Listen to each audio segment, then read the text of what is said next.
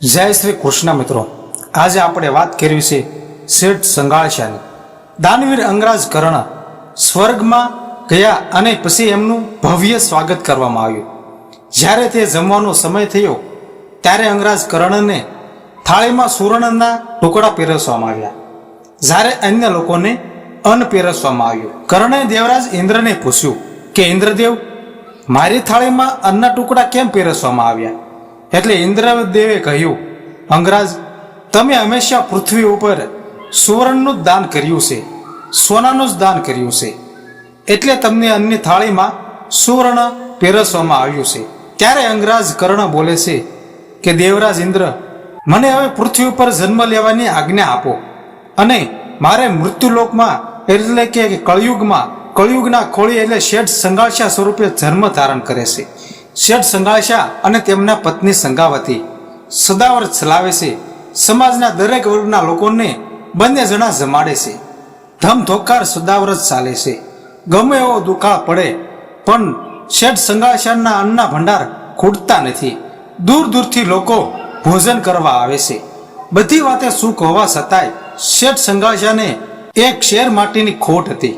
એક જોગંદરના કહેવાથી પતિ પત્ની એક આકરું વ્રત રાખે છે. ઓછામાં ઓછા એક અતિથિને જમાડ્યા વગર ભોજન ન લેવું, આવું એક વ્રત રાખે છે. પતિ પત્ની પુત્રની પ્રાપ્તિ કરે છે અને શૈલૈયા એવું એક નામ રાખે છે. માતા પિતા પાસેથી અત્યંત નાની ઉંમરમાં જ શૈલૈયાએ ઉત્તમ સંસ્કારો પ્રાપ્ત કર્યા છે અને શૈલૈયો શાળાએ પણ ભણવા જાય છે. તેવામાં એકવાર ચોમાસામાં વરસાદ ચાલુ થયો. તે રોકવાનું નામ લેતો જ નથી. 9 દિવસ વીતવા છતાંય વરસાદ બંધ થતો નથી. ભયંકર વરસાદને લીધે આંગણે કોઈ માણસ કે કોઈ અતિથિ આવતું નથી અને શેઠાણી અને શૈલૈયાએ લાંબા ગાળાના એટલે કે 10 દિવસના ઉપવાસ કરે છે. 10 દિવસ વરસાદ ચાલ્યો અને 10 દિવસના ઉપવાસ થયા. એટલે 10 દિવસ પછી વરસાદ થંભ્યો. દીકરા શૈલૈયાને શાળાએ મોકલી અને શેઠાણી ગામમાં કોઈ અતિથિ ભૂખ્યું નથી ને એની શોધમાં નીકળે છે. ગામને પાદર એક અવાવરું જગ્યા હતી. ત્યાં એક અઘોરી સાધુ મળી આવે છે. અઘોરી તદ્દન કદરૂપો અને મેલો ઘેલો અને સમગ્ર શરીરે રક્તપિત્તના સાંઠા પડી ગયેલા, જેમાંથી ભયંકર પરુ નીકળે છે અને નજીક જતા પણ ભયંકર વાસ આવે છે. દંપતી એમની પાસે જાય છે અને એમને ઘરે પધારવાની વિનંતી કરે છે.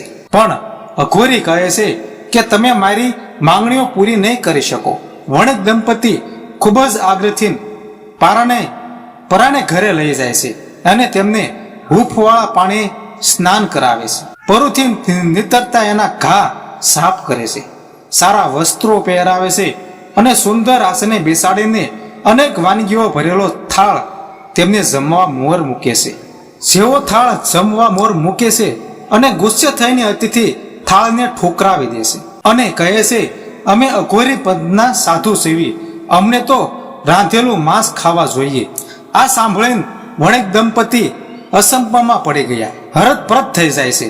વણિકના ઘરમાં માંસ સડે પણ જો માંગણી પૂરી ન થાય તો અતિથિ ઘરેથી ભૂખ્યો જાય અને સંગાળશાનું વ્રત પણ તૂટે.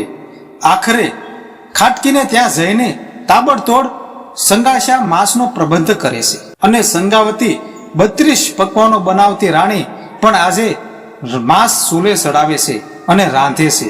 કાળજુ કઠણ કરીને સડાવતી માંસ રાંધે છે અને ફરી થાળી અતિથિ સમક્ષ આવે છે. દંપતી સામે ઊભા રહીને ભોજનનો આગ્રહ કરે છે અને થાળીને જ્યાં નજર કરે છે ત્યાં તો અતિથિ ફરીને એના ચહેરા ઉપર રોષ પથરાઈ ગયો. અતિથિએ ફરીને થાળીનો ઘા કર્યો. હવે શું? અતિથિની માંગણી તો કંઈક ઓરસ છે. અઘોરી બાવા ફરમાવે છે, શેઠ, અમે રહ્યા અઘોરી પંથી, અમને પ્રાણીઓનું માંસ ખવડાવો અને પ્રાણીઓનું માંસ ન ખવડાવો. અમને માનવનું માંસ સિવાય બીજું એક માંસ ન ચાલે. વણિક દંપતી પણ આપ તૂટી પડ્યું. માનવ માંસ ક્યાંથી લાવવું? દંપતી વિચારે છે, આપણે ટેક પૂરી કરવા આપણને માનવ જીવનનો ભોગ ન આપી શકીએ. માનવ માંસ પ્રમધો ઘરમાંથી જ કરવો પડશે. હૈયા પર પથ્થર મૂકી અને શૈલૈયાનો ભોગ લેવાનું નક્કી થાય છે. શૈલૈયાને શાળાએ તેડો મોકલાવે છે. અસાના ઘરેથી તેડો આવતા શૈલૈયો ઉતાવળે પગે ઘર બાજુ નીકળે છે. વૈશ્યમાં એક સંત પણ આવે છે અને સેલૈયાને ના પાડે છે કે તું ઘરે ન જાતો, ના તારા મા બાપે તને મારવાની તૈયારી કરી છે. ઘરે પહોંચ્યા પછી સેલાએ જલાર ભરી અને છેલ્લી વાર સુમિયો ભરે છે અને દીકરા પર તલવાર ચલાવતા માવતરનો જીવ કેમ ચાલે. સેલૈયો કહે છે, બાપુ ઝટ કરો, મને બધી જાણ થઈ ગઈ છે, મને બધી જ ખબર છે. અતિથિ દેવો ભૂખ્યા ન જાય અને તેમને વધુ રાહ નથી જોવડાવી. આવા ઉત્તમ પુત્રને ગેરહાજરી જીરવાશે નહીં, એ નક્કી છે.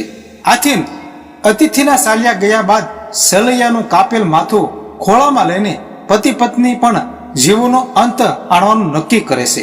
ભયંકર વેદનાને હૃદયમાં ભંડારીને દંપતી પુત્રના દેહનું ભોજન તૈયાર કરે છે અને અતિથિને ધરાવે છે. કહે છે, મહારાજ હવે તો રાજીને ભોજન કરો. થાળીમાં નજર કરે અને ફરીથી એ જ નારાજગી, આ શું? તમારે મને જમાડવો હોત તો મને અહીં રજા આપો. મને શરીરમાં અંગોનું માંસ માટે તો મસ્તકનું ભોજન જોઈએ છે. મારે માનવીના શરીરનું ભોજન નહીં, મારે મસ્તકનું ભોજન જોઈએ છે. અને પછી તો મહારાજ આકરામાં આકરી શરતો મૂકે છે અને સેલૈયાનું મસ્તક ખાંડણિયા મૂકીને ખાંડો. તમે લગ્ન કર્યા હોય તે વખતે જેવા શણગાર સજ્યા હોય તેવા કપડાં પહેરો. માથું ખાંડતી વખતે તમારી આંખમાંથી એક પણ આંસુ ખરવું ન જોઈએ. તમને બંને જો દીકરો ગુમાવ્યો જરા પણ રંજ હોય તો મારે ભોજન કરવું નથી. સંગાશા અને સંગાવતી આ તમામ શરતોનું આરક્ષણ કરી અને પાલન કરે છે.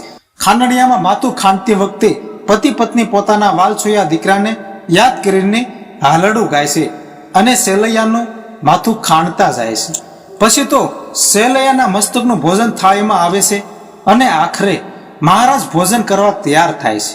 દંપતી અતિથિને સંતુષ્ટ જોઈને રાજી થાય છે. પહેલો કોળિયો મોંમાં મૂકતા પહેલા અતિથિ સવાલ કરે છે કે તમારા ઘરમાં અન્ય કોઈ બાળક ખરું? દંપતી ભારે હૈયે જણાવે છે, સેલૈયો અમારે એક જ હતો. મહારાજ કોળિયો પાછો થાળીમાં મૂકતા સોખવટ કરે છે, બાળક વિનાનું સોનું આંગણું હોય તેવા ઘરમાં હું ભોજન કરતો નથી. કસોટીની હવે તો હદ થાય છે. એકના એક બાળકનો ભોગ લઈ ગયા પછી તે અતિથિ ભૂખ્યા ને ભૂખ્યા પણ પાછા પડે એ બીજા. સંગાવતી કહે છે, મહારાજ ભોજન લીધા વિના તો તમારા અહીંથી જવાનું નથી. બે ઘડી બેસો. પછી શેઠને કહે છે, મને કટાર આપો. મારા પેટમાં 7 માસનો ગર્ભ છે, એમાં જીવ આવી શક્યો છે અને મારા અગ્નિ સંસ્કાર પછી કરજો, પણ અતિથિ ભૂખ્યા ન જવા જોઈએ. હાથમાં રહેલી કટાર જ્યાં સંગાવતી પેટમાં નાખવા જાય છે ત્યાં હરિએ હાથ પકડી લીધો. હરિ ધ્રુજો, પ્રકાશ થયો અને કસોટીમાં સંગોપાદ પર ઉતરેલી દંપતીને પ્રભુએ સાક્ષાત દર્શન આપ્યા. મૃત્યુ પુત્ર સેલૈયાને પણ સજીવન કર્યો.